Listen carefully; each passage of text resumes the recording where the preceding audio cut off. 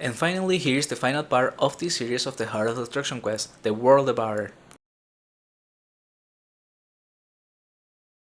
The World Devourer is the final boss of this quest and can be done with up to 15 people, but in order to get access to him you must have done all the previous 5 bosses. In case you still don't have those, check out my other videos of this series as I already covered how to do them. However, additionally to that, each time you do the final boss it will consume 5 charges. Those are obtained by doing any of the other bosses as each boss kill equals 1 charge, so be aware of that. Now to get there, head to the main room, ideally go when the portal is in Anchorman as it will take the least amount of time to get there, but in case it's somewhere else, here's the route to the main room for all the portals.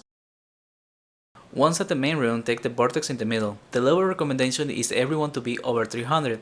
The main EK ideally should be more than 350, so the team should consist of 3 EKs, 4 druids, and the rest can be filled with what you cut. Before you press the lever, it's necessary to split the teams. Each line consists of 1 team. Have the EKs separated on each of them and then fill in the rest of the slots with 1 druid on each. A good thing to do is to have vocations wear a specific color. This will make it easier to split the teams evenly and is also useful at the final room. And splitting the teams is necessary as you will be split in 3 teams of 5 to do the 3 mini bosses, the Hunger, the Destruction and the Rage.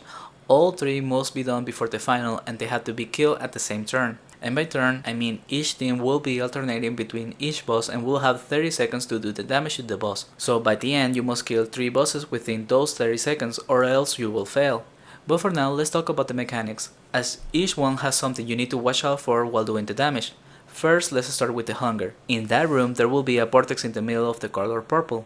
If you walk the boss over the portal, it will turn green and this is necessary to get rid of the grids that will spawn randomly. They do not take any damage and the only way to get rid of them is to walk them over the vortex when it's green. If you're having trouble to do this part, I recommend to have the EK in charge of the boss and turning the portal green, and someone else moving the grid over it. Next up we have the Rage. This one will have frenzies spawning randomly. When they appear, just target them and then back to the boss. They hit pretty hard, so it is important to focus on them to avoid stacking up too many. Next up is the Destruction. In here there will be a disruption spawning randomly. Similar to the one before, this must be the focus as soon as they spawn. However, unlike with the frenzies, if you don't kill a disruption within a certain time, they will turn into a charged disruption. This will have more HP and do more damage, and not only that, disruptions can continue to spawn so you could end up with stacking too many. With that said, it's important to emphasize that throughout the entirety of this boss, the focus should always be the summons, even when you get to the World Devourer. Continue to repeat this until the bosses get to low HP. Be aware that the Destruction will be the first one to hit red, followed by the Hunger and lastly the Rage, so by the time the Destruction is deep dark red HP, have everyone stop attacking, then do the same with the Hunger and then just keep on waiting until the Rage has a similar HP. When that happens, then wait until you get teleported again and then have everyone finish up their boss. If done correctly, after a few seconds you will be teleported to the final room with the World Devourer. Everyone will be at the south side of the room, and from there you want to go straight up north and stack up in the middle area here. Have the druids be on the back and then sorcerers and paladins up front. This boss will have all the mechanics of the previous mini bosses, which will be the grids, frenzies and disruptions. The main EK should grab the boss and keep it around the middle and always facing the opposite side of the shooters, as it has beams and waves.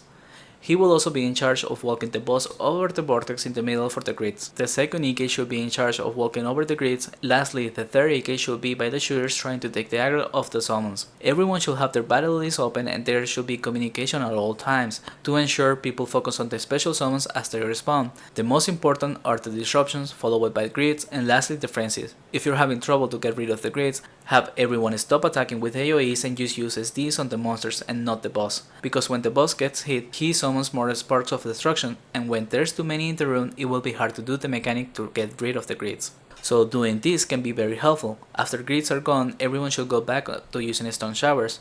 It's much better to do this boss with stun showers at all times to get rid of the summons, as they can also stack up in the room, and just use SDs on the special summons like the Frenzy of Disruption to finish them quicker.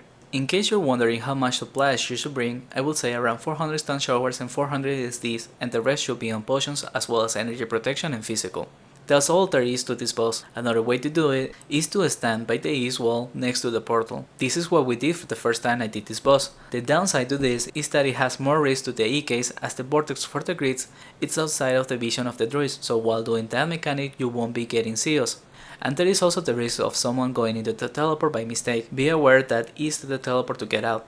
Because of that, all my HOD runs since then have been using the other method.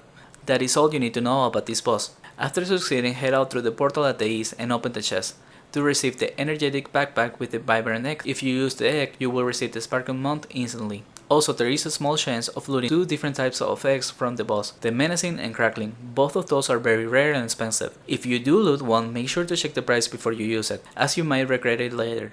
Then, in order to get the powerful imbuements, head to the Aventurers Guild and then say hi worth to Yana.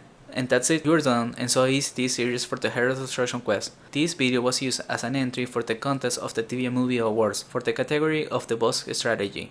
If this video or the series in general was helpful and you want to support the channel, consider donating Tibia coins to Goodie Donation. It will be used to make more content. Thank you for watching and see you on the next video.